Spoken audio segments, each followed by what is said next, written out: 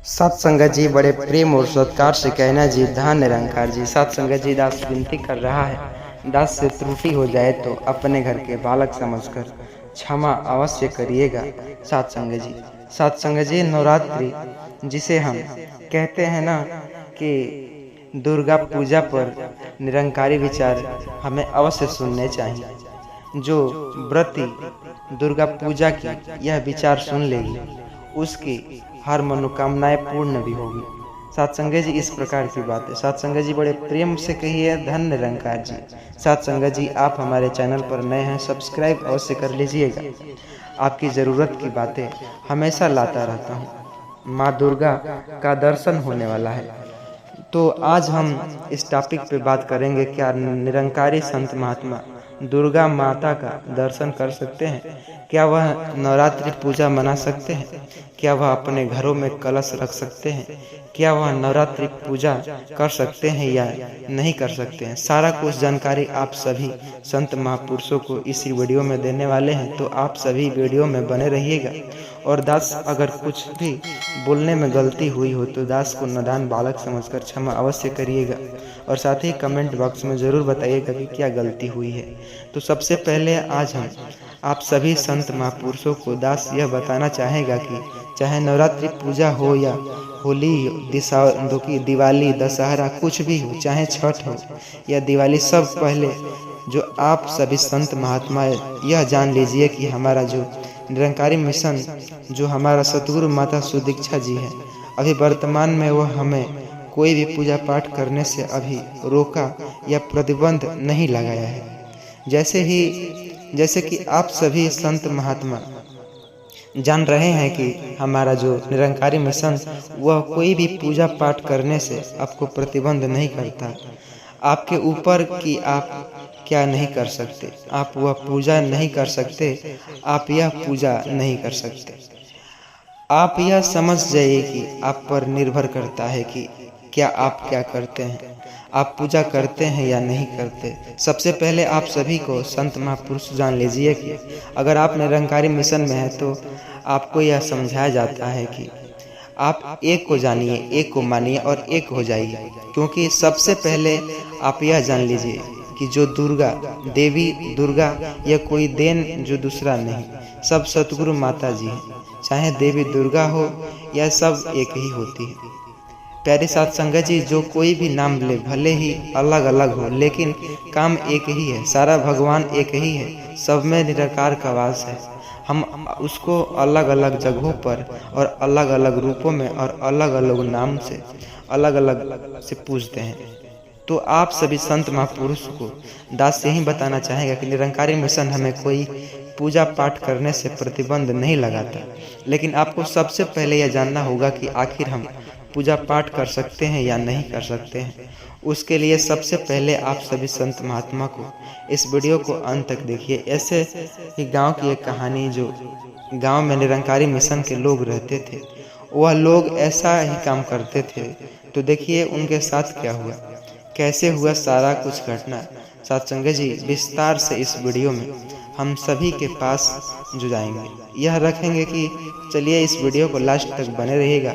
और बड़े प्रेम और सत्कार से कहना जी धन निरंकार जी। बहुत समय पहले की बात है, एक गांव में महात्मा निर्मल दास जी रहते थे। वह निरंकारी संत थे जो हमेशा प्रेम, सेवा और सच्चाई का उपदेश देते थे। गांव में निरंकारी जो नवरात्रि का महीना शुरू हुआ, चारों ओर भक्ति का वातावरण, मंदिरों में आरती, ग्रहण में व्रत और भजन। गांव वाले रोज महात्मा जो भी आमंत्रित करते थे, महात्मा जी आइए और माता रानी की पूजा में हमारे साथ बैठिए। प्यारी साथ संगत जी, महात्मा जी मुस्कुराए, कहते भक्ति केवल दीप जलाने और पूजा चढ़ाने से पूरी नहीं होती। भक्तों असली नवरात्रि तब होती है जब मन में गुस्सा, लालच और ईर्ष्या पर विजय पालो। गांव वाले उनकी जो बातें सुनते और कुछ को कहते, पूजा पाठ सबसे बड़ा धर्म। नवरात्रि का 5वां दिन गांव में अकाल पड़ा हुआ है, कई खेत सूख पड़े, कुएं का पानी कम हो गया। लोग चिंतित थे, व्रत तो रखे लेकिन कुछ भी नहीं मिला, भूखे को खिलाने के लिए अनाज नहीं बचा। तभी महात्मा ने आगे गांव जो कि मंदिरों में सबको इकट्ठा किया और बोला, माता शक्ति केवल मूर्ति में नहीं, सेवा में भी प्रकट हो सकती है। आज हम मिलकर अपने पास जितना भी अन्न है गरीब और भूखों में बांट देंगे। गांव वालों ने सोचा अन्न तो बहुत कम है, बांटेंगे तो सबको कैसे मिलेगा। लेकिन महात्मा जी ने श्रद्धा से माता रानी के चरणों में एक थाली रखी और प्रसाद प्रदान की। हे माँ, यह अंत तो थोड़ा है, पर आपकी कृपा से सबका पेट भर जाए।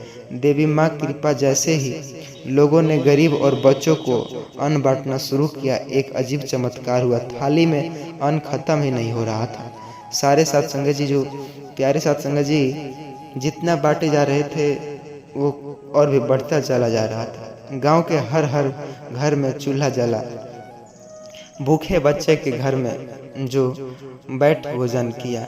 गांव वाले हैरान रह गए और बोले, यह माता रानी की कृपा यहाँ है, कोई चमत्कार नहीं, जो कि हमारे गांव में कभी ऐसा नहीं देखा। महात्मा जी ने मुस्कुराए और कहा, माँ शक्ति वहीं प्रकट होती है जहाँ प्रेम और सेवा होती है। वह नवरात्रि का असली संदेश है। यह गांव में बदल गया जीवन। उस दिन से गांव की सोच बदल गई। लोगों ने यह समझा कि नवरात्रि का मतलब सिर्फ व्रत जो पूजा नहीं बल्कि प्रेम और सेवा करना है, जरूरतमंदों की मदद करना और अपने अंदर की बुराइयों को हराना। नवरात्रि ने अंतिम दिनों में कन्या पूजन। महात्मा जी ने छोटी कन्याओं के चरण धोए और उनके पाँव में जो अचानक जो चमक की उठी, मानो माता रानी स्वयं आशीर्वाद दी हो। गाँव वाले भावुक हो उठे और रो पड़े, बोले, हमने सच्चा श्रद्धा से यह मनाई नवरात्रि। तब ये सवाल उस गांव में नवरात्रि केवल मंदिरों तक सीमित नहीं रहती। भोजन वितरण, गरीबों की मदद, साफ सफाई अभियान और सत्संग का यह सब मिलकर नवरात्रि का हिस्सा बन जाता। गांव में यह विशाल गहरा हो गया, जहाँ प्रेम वही माता रानी असली उपासना है। प्यारे साथ संगत जी, गांव में सचमुच एक आदर्श जो बन गया, जहाँ देवी को भोजन के साथ साथ मानवता के गीत भी गाए जाते हैं। क्या आप सत्संगत जी, अगर दास से कुछ भी वीडियो में बोलने से गलती हुई होगी तो दास को नादान बालक समझकर क्षमा अवश्य करिएगा। सत्संगत जी, सत्संगत जी प्रेम और सत्कार से कहना जी। ध्यान निरंकार जी, वीडियो को मित्रों के साथ शेयर जरूर करिएगा। सत्संगत जी, संगत जी, नवरात्रि पर निरंकारी विचार जो आपके मन को जगा करके रख देगा। कहते हैं आत्मा को हिला देने वाली सच्चाई। आज हम एक ऐसे पर्व पर चर्चा कर रहे हैं जिसका नाम है नवरात्रि, जिसको हम नाम से जानते हैं। भक्त का हृदय श्रद्धा से झुक जाता है नवरात्रि का सुनते ही। लेकिन प्रश्न यह है कि क्या हम वास्तव में इस पर्व का मर्म समझते हैं?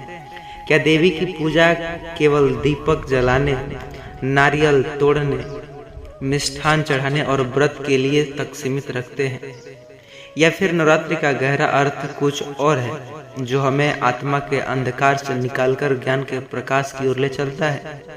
बाबा सतगुरु हरदेव सिंह जी द्वारा कहते हैं, धर्म केवल रस्मों तक सीमित नहीं रहता। धर्म वह है जो मनुष्य को तोड़ता है, समझे तो, परमात्मा में और एक दूसरे से। लेकिन आज हम धर्म को अपने कम्युनिटी के तौर पर केवल उत्सव, भोग, मांसाहार का त्याग नहीं कर सकते। कहते हैं विजुअल में कि फिर 9 दिन बाद पुनः वही यादें, वही मन, वही हैबिटेड। लोग अभी तक सीमित। यही जागरण है कि नवरात्रि मनाते ही हमारा मन वैसा हो जाता है जैसे मन में क्रोध, लोभ, ईर्ष्या, द्वेष हो। मैं तो नवरात्रि मना रहा हूँ, फलाना नवरात्रि नहीं मना रहा है। कोई भी पिक्चर लीजिए, यूट्यूब, फेसबुक पर पोस्ट करिए, दूसरों को जलाइए, दिखाइए, यही दृश्य है। और घर में कलह। आज का प्रवचन आपको इतना झकझोर कर रख देगा नवरात्रि की सच्ची घटना। सत्संगत जी, आप नवरात्रि संत हैं तो एक बार यह निरंकारी संत है तो जरूर देखिएगा, क्योंकि आपकी आत्मा का रूह कांप उठेगा यह वीडियो को देख करके। सत्संगत जी, नवरात्रि का अर्थ समझिए। नवरात यह कोई साधारण रातें नहीं, यह वो समय है जब साधक अपने भीतर के अंधकार को मिटाकर प्रकाश की ओर बढ़ाता है। ये वो 9 दिन है जो 9 विकारों से मुक्ति की प्रेरणा देते हैं। ये वो 9 दिन है नौ रूप साधना की याद दिलाते हैं, माँ शक्ति के रूपों के बारे में वो दिलाते हैं, आत्मचिंतन का अवसर देते हैं। लेकिन आज के समय में नवरात्रि एक मेला बनकर रह गया है। लोग व्रत रखते हैं लेकिन दिन भर टीवी देखते हैं। लोग मांसाहार से दूर रहते हैं लेकिन मन में गालियाँ, बुरे विचार, चुगली और ईर्ष्या के अलावा लोग देवी के आगे सिर झुकाते हैं लेकिन घर में नौकर, पत्नी या बच्चों से प्रेम से बात नहीं करते।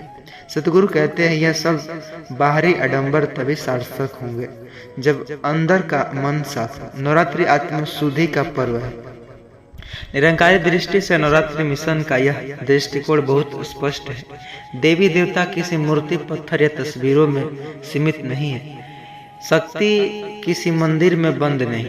शक्ति तो निराकार परमात्मा का एक अंश है जो हर प्राणी में है। जब हम माँ दुर्गा की पूजा करते हैं तो हमें यह समझना चाहिए कि माँ शक्ति वही निराकार है जो हमें जीवन दी है, जो हमारे अंदर बैठे विवेक शक्ति है, जो हमें बुराई से लड़ने का साहस देती है। नवरात्रि में हम घर में घट स्थापन करते हैं, कलश रखते हैं। निरंकारी दृष्टि से यह कलश हमारे मन का प्रतीक है। यह मन में लोभ, क्रोध, घृणा भरी है जो यह कलश अपवित्र है। यदि मन को सतगुरु के ज्ञान से भर दिया जाए तो यह कलश अमृतमय बन जाता है। नवरात्रि में मांस वर्जित है लेकिन आपने देखा होगा कहीं कहीं पर मांस लोग खाते हैं। यह तो सब तो ठीक है, लेकिन प्रश्न यह है कि क्या केवल 9 दिन मांस छोड़ देने से जीवन पवित्र हो जाएगा? ये भी गलत, ये भी नहीं पूछना चाहिए। निरंकारी विचार कहते हैं यदि 9 दिन मांस छोड़ दिए लेकिन 10वें दिन वही हिंसा फिर से शुरू हो गई तो यह पखंड किस काम का? असली भक्ति हमेशा के लिए छोड़ना चाहिए हिंसा। असली शक्ति पूजा और दयालुता और अहिंसा। सतगुरु बाबा जी कहते हैं ईर्ष्या की बनाई गई सृष्टि का अनादर करना ही सबसे बड़ा व्रत है। निरंकारी में आपने देखा होगा, कहते हैं भूत प्रेत टोना टोटका से बचाओ। नवरात्रि में इन सब का ख्याल ज़्यादा आता है। गांव में आपने देखा होगा किसी पंडित या फिर वेद मंत्र जो शास्त्र थोड़ा बोला जानता है और इस तरह के लोगों को एकजुट करके और अपना तंत्र मंत्र दिखाता है। गांव में प्रचलित है। नवरात्रि में टोना टोटका का काला जादू, भूत प्रेत सक्रिय हो जाते हैं। लोग डर के कारण नींबू मिर्च लटकाने लगते हैं, तांत्रिक के पास जाते हैं। लेकिन सतगुरु का संदेश है कि जब मन में निरंकारी बस जाए तब कोई टोना का असर नहीं करता। नवरात्रि का असली उपाय यही है कि डर को छोड़कर ज्ञान को अपनाइए, अंधविश्वास को छोड़कर सत्य को अपनाइए और दूसरों को दोष के बजाय खुद के कर्म सुधारिए। नवरात्रि का 9 दिन आध्यात्मिक संकेत जो संदेश है, दिन शक्ति का स्वरूप, निरंकारी अर्थ पहला जो शैलपुत्री और जीवन में स्थिरता ढूंढता है। दूसरा दिन ब्रह्मचारी, मन को संयमित करो, सच्चाई पर टिके रहो। तीसरा दिन चंद्रघंटा, मन के विकारों का नाश कर ज्ञान का प्रकाश फैलाओ। चौथा दिन कुष्कामंड जो कि भीतर की सकारात्मक ऊर्जा को जागृत करो। 5वां दिन स्कंद माता, करुणा और मातृत्व भाव के जीवन में उतारो। 6वां दिन कात्यायनी, अन्याय के खिलाफ खड़े हो जाओ। 7वां दिन कालरात्रि, अज्ञान का नाश कर अज्ञान का दीपक जलाओ। 8वां दिन महागौरी, पवित्रता और सरलता को अपनाओ। 9वां दिन सिद्धिदात्री जो आत्मज्ञान और मोक्ष की प्राप्ति है। इन 9 दिनों का सार यही है कि मनुष्य अपने भीतर के राक्षसों क्रोध, काम, लोभ, मोह, अहंकार को समाप्त करे। सत्संग जी, इससे तो अच्छा है। सतगुरु कहते हैं धर्म जोड़ता है, तोड़ता नहीं। सत्संग जी, सबसे पहले सतगुरु ने ब्रह्म ज्ञान प्राप्त करिए, मन को विकारों से मुक्त करिए, घर में प्रेम और शांति का वातावरण बनाइए, दूसरों के प्रति दया का भाव रखें, जरूरतमंदों की मदद करें। यही असली कन्या पूजन है। नशा, मांसाहार, बुरी आदतें को हमेशा के लिए त्याग दीजिए। यही है एक निष्कर्ष कहानी की। सत्संग जी, नवरात्रि का पर्व केवल 9 दिनों तक उत्सव नहीं है, यह जीवन की दिशा बदलने का अवसर है। यदि हमने इस अवसर को खो दिया तो आने वाले समय में केवल बाहरी सजावट रहेगी, लेकिन अंदर से हम खोखले रह जाएंगे। आइए इस नवरात्रि के केवल भक्ति नहीं बल्कि आत्मज्ञान आत्म से मनाएं।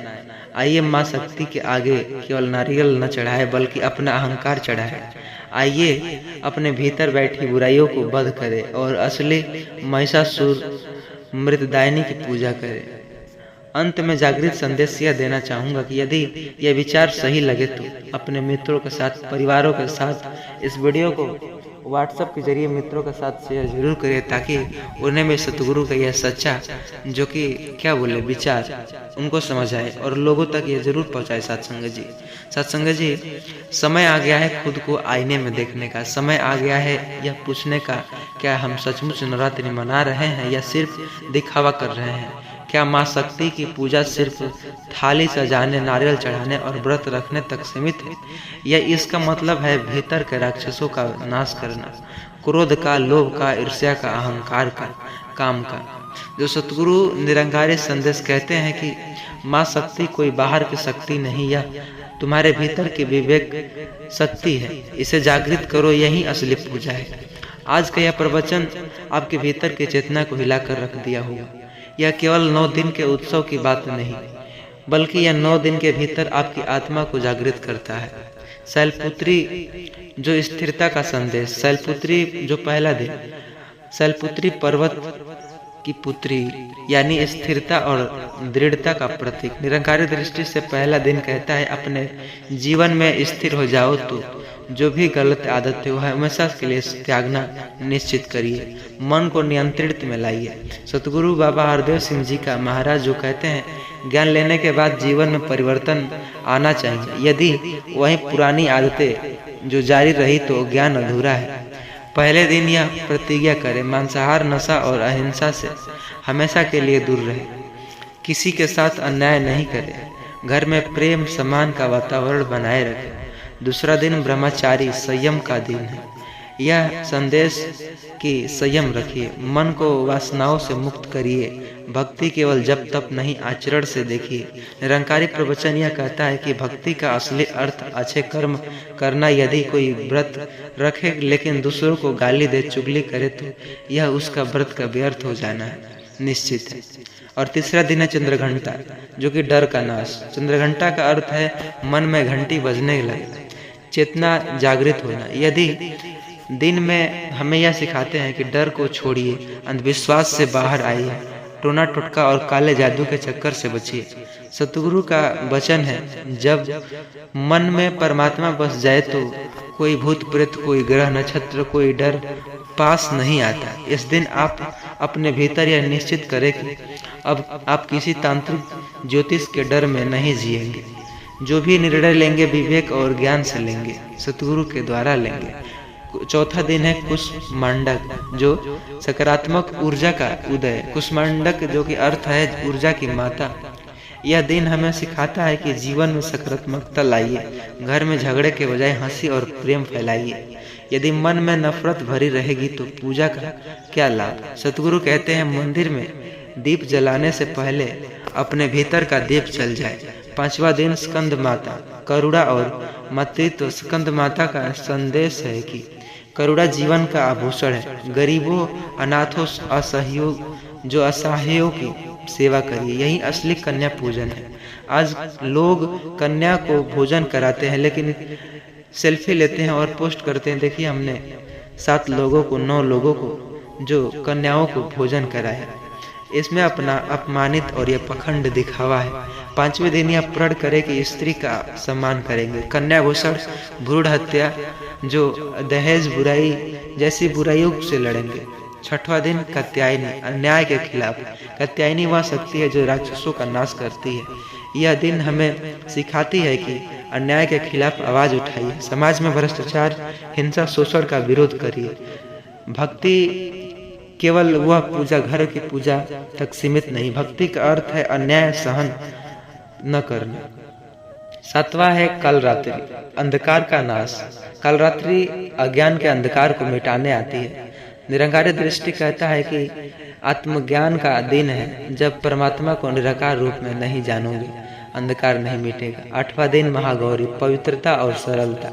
महागौरी का संदेश जीवन को पवित्र बनाइए, साधारण जीवन जीना और महानता। आज के समस्या में, आज के समय में दिखावा बहुत है। जो लोग पंडाल, डीजे आदि जो सबाजी करते हैं, लेकिन मन में गंदा महागौरी, मन को गंदा और साफ। यही है 9वां दिन सीधी दात्री, आत्मज्ञान और मोक्ष की प्राप्ति। यही नवरात्रि का अंतिम और सबसे महत्वपूर्ण दिन। इस दिन का संदेश सतगुरु से ज्ञान लो, जीवन को मोक्ष की दिशा में लगाइए और 9 दिन व्रत रखिए और फिर वही पुरानी आदतें शुरू कर दी तो यह पर्व व्यर्थ हो जाएगा।